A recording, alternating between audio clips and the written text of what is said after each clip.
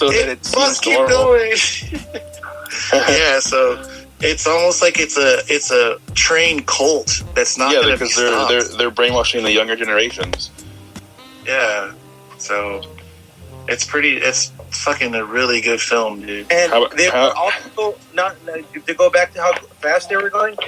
From what I remember, they were saying that it collects water from the front, so they can just blasting through it. Great, like that lady said it collects the ice.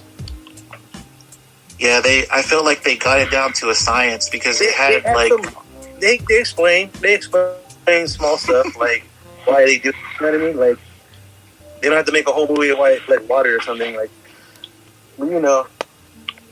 No, I just thought it was like. I thought it was and I'm not saying that it was a plot hole. I was just like, why not just live on the train? Why does it have to be constantly moving? Yeah. Oh, and also too, did you notice how important it was for them to have New Year's? Like, I don't know if you noticed. If you noticed, like, it takes them exactly 1 year to get through the whole track throughout to go across the whole world. So maybe they think of it as that too, since it's like a... Which is insane at the rate, that the fucking speed they're going. It's like, what? Yeah.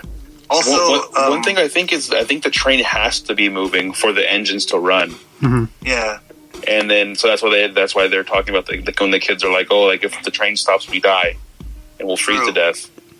Yeah, they're brainwashed into thinking that. But yeah. We the I can't remember his name. The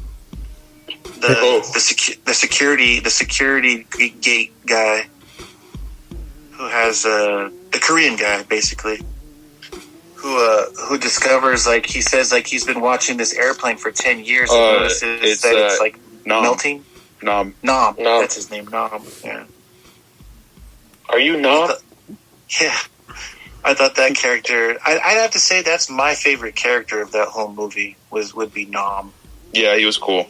That's because that's what you would be, that dude. I probably would, dude. They're all like, haha, you thought I was a junkie the whole time, but I'm not, bitch. Like, I psyched you out, motherfucker. I just needed my fucking lighter. No, yeah, that guy I felt was the most logical, and he was like the most smart. But I don't know, man. Like, I felt like that movie paid a homage to a lot of different movies, but one movie in particular for me, and it's not Willy Wonka and the Chocolate Factory. It's Total Recall. I felt like there was a lot of kickbacks to Total Recall in this movie as well. It's crazy how relatable the global warming thing is still now. Yeah. And then how the how crazy they went to try to control it or keep it manageable, and it ended up backfiring. That's another Total Recall. How ironic is that, dude? And it's just like they try to stop global warming and then just create an ice age. Yeah. The animatrix, they like blacked out the sun or some shit. I don't know. It's like one extreme to the next, man. We can't get it right. We just suck. I think what they used was called like CW7 or something. CW7. Mm-hmm. Yeah. And they used like what was the stuff for planes and shit that they leave in the sky? They free chemtrails. The chemtrails. Yeah. They show that in the movie too. It's all seen in the sky, like the chemtrails is crazy, and we see that every day. So man, yeah. It's definitely plausible. I mean, that's why it's such a good movie too, is like you can almost relate to being those characters in some way or another, whether you're in the tail end or if you're part of the rave scene or if you think you should be part of the elite or whatever, or the military or some shit. But like Wilford says, there's a place for everybody on the train. You know what I'm saying? Also, something that's really impressive about this movie is that the social commentary that's running rampant through it, but it's also not boring. Like, Right. like from start to finish, it's fucking insane. Very poetic. Yeah. It's insane. It's like, of course, like 85% of the movie is in English, but it feels like a foreign film. Like the way when you watch a foreign film and you're like, dude, like this is different or whatever, you know? Yeah. I'd have to agree with you. definitely. What were you gonna say, Tiny? I was saying that like 99% of the movie is good actors, and they all have like good poetry when they like speak. Oh yeah. Man. Yeah. They got How like about every sticks, man. How about the those protein bars, man? Dude, when they end up finding out what it actually is, just fucking cockroaches ground up. Get like dabble or what or no? That's messed up, dude. How did they get that much bugs anyway? I thought about that too. I thought about that theory where they got all these bugs from. Like so many consistent bugs. It's like what? Like what? They get them from that green room. The green room. That's like the rainforest area in the train. Mm-hmm.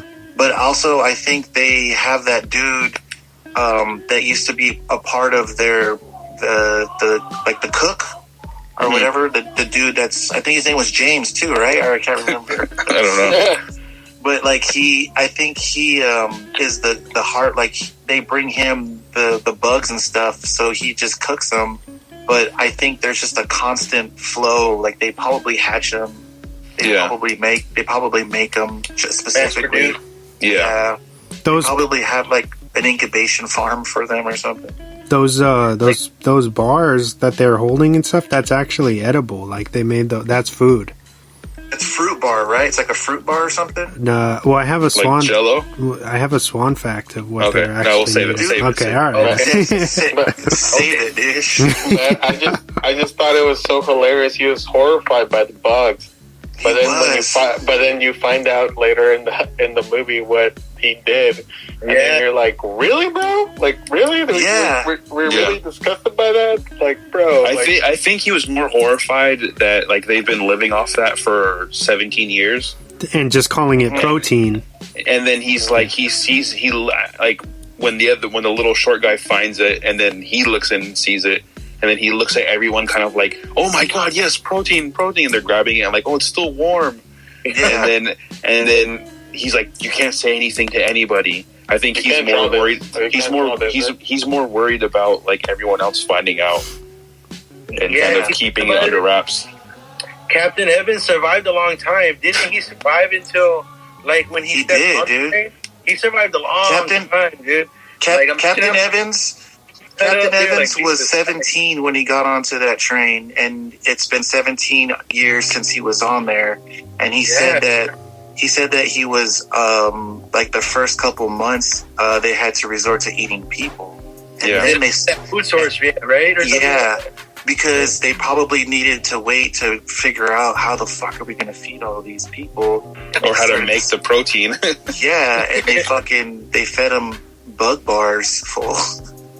And then just the fact that he says, like, I know what type of person tastes better, and it's babies. The babies, dude. It's like the fact that babies taste is the best kind of human you can eat. And you can like see it on his face, like how disgusted he is with himself.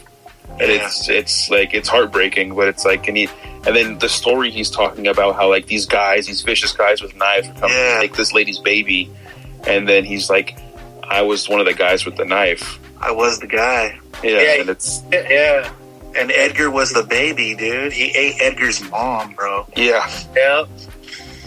That shit is nuts. Me and Tiny our Onarres were talking about the fact that it's kind of like the platform, a little bit like the platform. I was going to bring that up. I know you. Somebody wrecked that for you. Diego wrecked it. Yeah, and I was going to bring. I've never seen the movie, but it looks relatable. Yeah, you should watch it, dude. What Chris Evans did when he was explaining that is basically what he would do in the fucking platform. Yeah, the oil.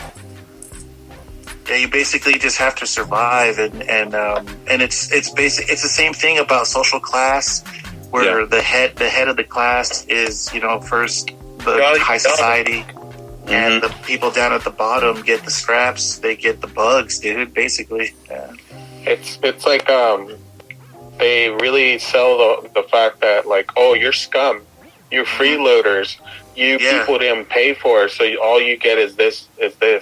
I was just like, ooh, like you should be happy that you get what you get. Yeah. I really like that character too. I forget her name, but it's Tilda. Yeah, the Tilda character. Mason or something. Oh, is it Mason? Anya? Mason. Yeah. Mason.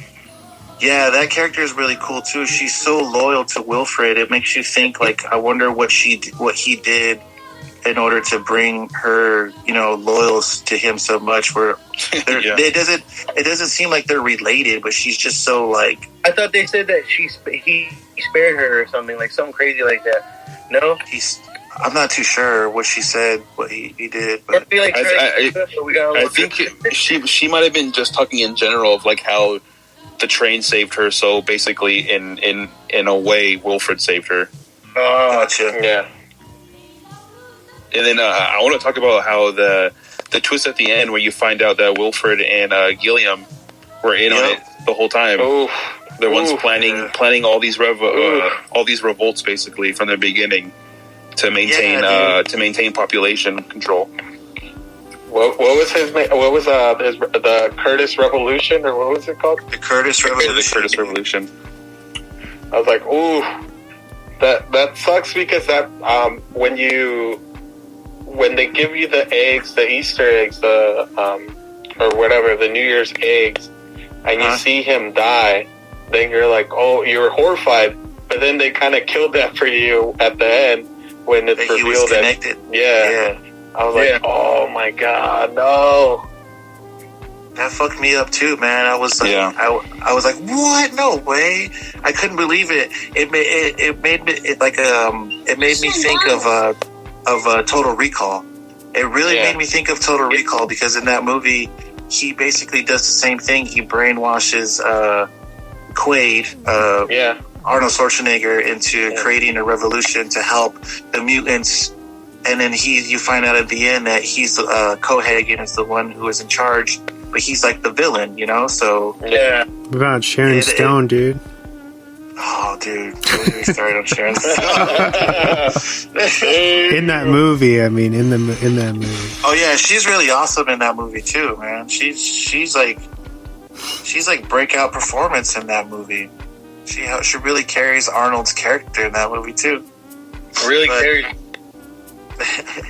Literally, no, but I feel like at the end of this movie, when you find out that the villain has been playing the hero all along and kind of creating all of this for him to take his place, it's like a mind fuck at the end, and it's really good, dude. It's crazy because in the beginning,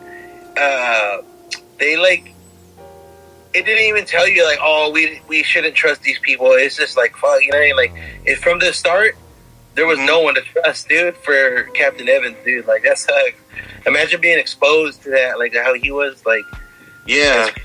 And then you figure out that the whole time he was getting these notes, and it was from actual Wilfred.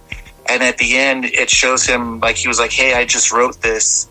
So here you go, kind of proving to him like, hey, this is my handwriting. You know that this note is from me, and I'm proving to you I just wrote this. Here's the capsule to say like I've been controlling like your fate the whole time, basically. Like he says, it's your job to inherit this train. Like I'm almost done, but like you need to keep this train going. Yeah. Hey, I have like a weird thing to say, like. Do you think what was I didn't write it down, but the little Asian girl, do you think she's like snuffed enough chrono to fucking get powers to see through walls, dude? Like, do you remember her seeing through walls? Oh yeah, her name was Yon. Yeah, dude, like that's crazy to me. Like I didn't think about it now, but she like snuffed enough chrono, and she be. No, doesn't he ask her? Aren't you, or do you have some kind of power or whatever? Yeah, he says something. I I forget what the word is, but he asks her, but telekinetic or some shit like that, or psychic. He is asking her, like, how do you know what's going to happen before it happens? Yes. I have a theory about that, too. I have theories all day about this movie, dude. You get to understand when Captain Evans is like, hey, how old are you? And she's